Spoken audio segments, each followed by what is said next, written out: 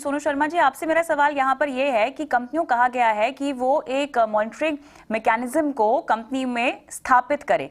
ये किस तरह के मैकेनिज्म की बात हो रही है?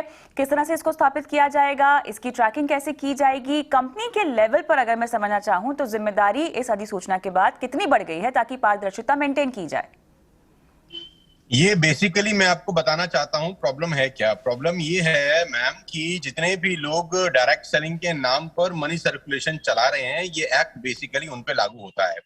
बहुत सारे लोग डायरेक्ट सेलिंग के नाम पर मनी सर्कुलेशन प्रोसेस चलाते हैं। 1 रुपए का जो प्रोडक्ट है उसका कॉस्ट, उसका एमआरपी, उसका रेट इतना ज्यादा डिमांड किया जाता है लोगों से, और वही बीच का पैसा लोगों में रोटेट किया जाता है।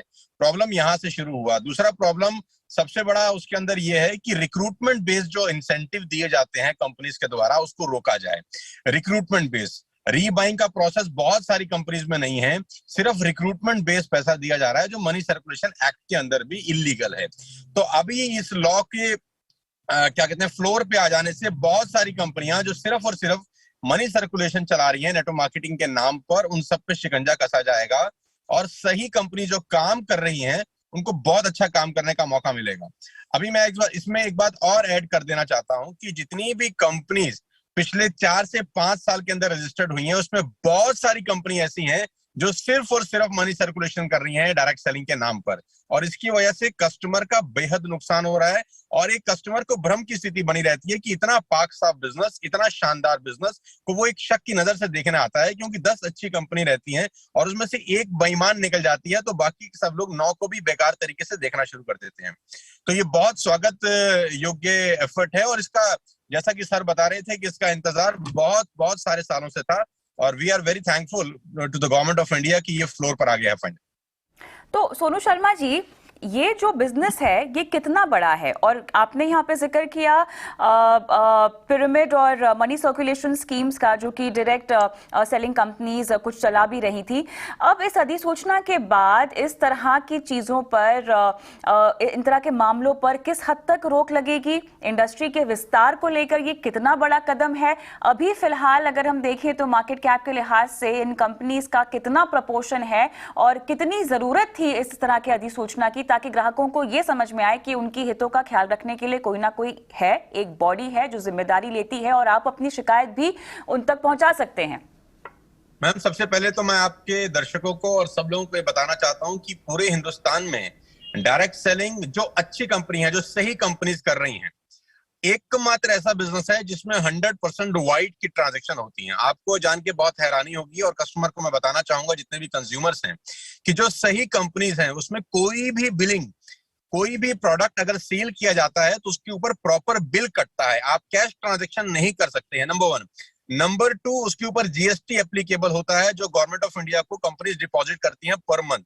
नंबर 3, आपको जो भी कमीशन आता है वो टीडीएस करके, टैक्स कट के ही आता है। ये एकमात्र ऐसा प्रोफेशन है पूरे हिंदुस्तान के अंदर जहां 100% ट्रांसपेरेंसी होती है और लीगल सिस्टम अपनाया जाता है।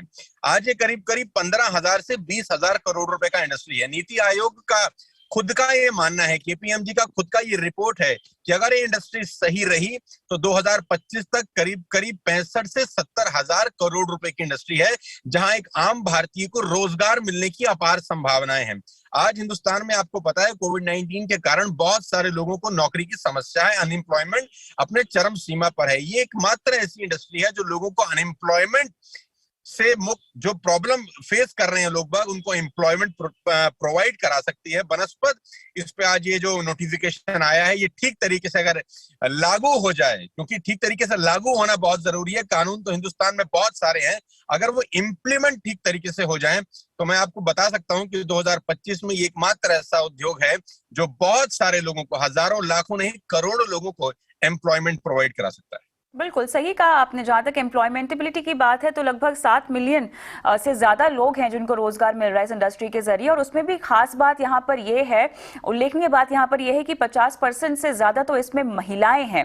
और जिन अधिसूचना नियमों की हम बात कर रहे हैं, और इन कंपनियों को लगभग 90 दिनों में जो है इनकी इंप्लीमेंटेशन और इन नियमों को कंप्लाई भी करना होगा। तो खन्ना साहब, सवाल अब यहाँ पर यह उठता है कि हम डायरेक्ट सेलिंग की जब बात करते हैं तो बहुत सारे अंतर्राष्ट्रीय ब्रांड्स का नाम यहाँ पर आता है। जो भी हमने केसेस धोखाधड़ी के या पारदर्शिता की हमने बात की है, कितना भरोसा मिलेगा या कितना एस्टैब्लिशमेंट में और आसानी मिलेगी इन इंटरनेशनल ब्रांड्स को अपने कदम भारत में रखने के लिए? क्योंकि हम बड़े बड़े नाम देखते हैं, एमवे, टपरवेयर, ओरिफ्लेम, कई तरह की ऐसी डायरेक्ट सेलिंग प्रोडक्ट्स हैं जो इन कंपनियों के हम खरीद पाते हैं। कहीं ना कहीं जिन पॉन्जी स्कीम्स की हम बात कर रहे हैं, मनी सर्कुलेशन की बात कर रहे हैं, इनके ब्रांड को हिट होता होगा इन सब की वजह से। अब ये ब्रांड्स किस तरह से स्टैंड आउट करेंगे? देखिए, जो मनी सर्कुलेशन स्कीम है वो इन रूल्स में कवर नहीं होते। तो कोई मनी सर्कुलेशन स्कीम अपने आप को डायरेक्ट सेलर कह के अपना काम नहीं कर सकता। ये एक इसकी इन रूल्स का एक फायदा होगा। उससे क्या होगा कि जो ये नंबर 2 का काम कर रहे हैं उनको पारदर्शिता अपनानी पड़ेगी और उसमें वो पकड़े जाएंगे। और इसका मतलब यह है कि जो नंबर 2 का काम करने वाले हैं उनके लिए मुश्किल हो जाएगा डायरेक्ट सेलिंग से अपने बिजनेस को बढ़ाना, क्योंकि इन रूल्स को वो फॉलो नहीं कर पाएंगे, और फॉलो करेंगे तो फिर वो एक्सपोज होंगे तो उनका बिजनेस जिस तरह वो चल रहे हैं उस तरह चल नहीं पाएगा। ऐसा मेरा मानना है। अब सोनू जी को क्या लगता है ये वो बताएंगे। जी सोनू जी। मैम, हम लोग जब इस नोटिफिकेशन के ऊपर चर्चा कर रहे थे बहुत साल से, I am in the industry from the last 20 years, हम लोगों का डिमांड था कि कोई भी व्यक्ति डायरेक्ट सेलिंग कंपनी जब तक एक x amount government of India को डिपॉजिट नहीं करता खोल ही ना सके। हमारे बहुत सारे सजेशंस थे, बहुत सारे हम लोगों ने सुझाव सरकार को दिए, प्रीवियस गवर्नमेंट को भी दिए, और ये नया गवर्नमेंट है यहाँ पर भी बहुत सारी मीटिंग्स हुई। बैक टू बैक फिक्की के साथ हम लोग कोऑर्डिनेशन में थे, टच में थे कि एक लमसम अमाउंट भी as a security amount deposit कराए कोई भी कंपनी अगर अपना डायरेक्ट सेलिंग बिजनेस शुरू करना चाहती है। बिकॉज होता क्या है, 4 कंप्यूटर लगाए, 4 लोग बैठे और अपना डायरेक्ट सेलिंग बिजनेस शुरू कर लिया, और डायरेक्ट सेलिंग के नाम पर कुछ भी ऊट पटांग बेचना शुरू कर दिया। वो प्रोडक्ट बेचने शुरू कर दिए जिसका रीबाइंग ही नहीं है, वो प्रोडक्ट जिसका क्वालिटी बहुत खराब है, वो प्रोडक्ट जिसका प्राइस इतना ज्यादा है कि एक आम आदमी की पहुंच से बहुत ज्यादा है।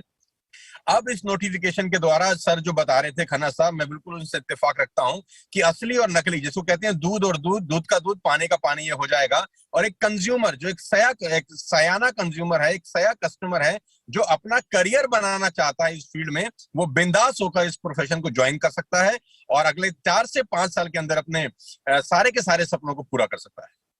अच्छा, जिस शिकायत के निपटारे की हम बात कर रहे हैं सोनू जी, ये ग्रीवांस रेड्रेसल की पूरी प्रक्रिया क्या होगी? अगर मैं एक ग्राहक हूं जिसे अपनी शिकायत का निपटारा करवाना है या अपनी शिकायत पहुंचवानी है, तो ये पूरी प्रक्रिया क्या होगी? किस तरह से मुझे अप्रोच करना होगा और शिकायत का निपटारा कैसे होगा? मैम, उसके लिए पूरा नोटिफिकेशन एक बार पढ़ना बहुत जरूरी है, क्योंकि नया नोटिफिकेशन अभी पूरा पब्लिश हुआ है। उसमें क्या अमेंडमेंट किए गए हैं, क्योंकि सितंबर में भी ये नोटिफिकेशन आया था, 2014 से चल रहा है ये एक्चुअली प्रोसेस। तो एक बार उसको पढ़ना पड़ेगा कि क्या अमेंडमेंट्स हुए हैं, क्या चेंजेस हुए हैं, उसके बाद इसके बारे में बात की जा सकती है। खन्ना साहब, आप बताएंगे ग्रीवांस कि हर डायरेक्ट सेलिंग कंपनी को ग्रीवेंस ऑफिसर नॉमिनेट करना पड़ेगा, जिसको कोई भी कंज्यूमर अपनी ग्रीवेंस भेज सकता है, ऑफलाइन या ऑनलाइन। और एक नोडल ऑफिसर इनको नियुक्त करना पड़ेगा, और समय सीमा के अंदर जितने भी शिकायत आएंगे इसका निपटारा इन्हें खुद करना पड़ेगा। और हम तो ये सजेस्ट कर रहे हैं सरकार को कि एक स्टैंडर्ड है ISO 10001, ISO 10001 और 10002। ISO 10002 ये बताता है कि किस तरह किसी कंपनी को कंज्यूमर्स की कंप्लेंट्स को रिसीव करना चाहिए, एक्नॉलेज करना चाहिए, उनको प्रोसेस करके उनको निपटारा करना चाहिए। तो हर कंपनी अपना तरीका अपना सकती है, परंतु अगर एक मापदंड होगा तो वो सबके लिए आसान हो जाएगा और मॉनिटरिंग भी उसकी आसानी से हो जाएगी। इसलिए हम तो ये सजेस्ट कर रहे हैं गवर्नमेंट को कि ISO 10002 को अप्लाई किया जाए और इन रूल्स में ISO 10002 को भी मेंशन किया जाए। और अगर नहीं मेंशन करना चाहते तो कंपनीज स्वयं ही ISO 10002 फॉलो करना शुरू कर दें। वो एक ग्लोबल स्टैंडर्ड है कंज्यूमर कंप्लेंट रिड्रेसल का, और उससे उनकी कंपनी की साख बढ़ेगी।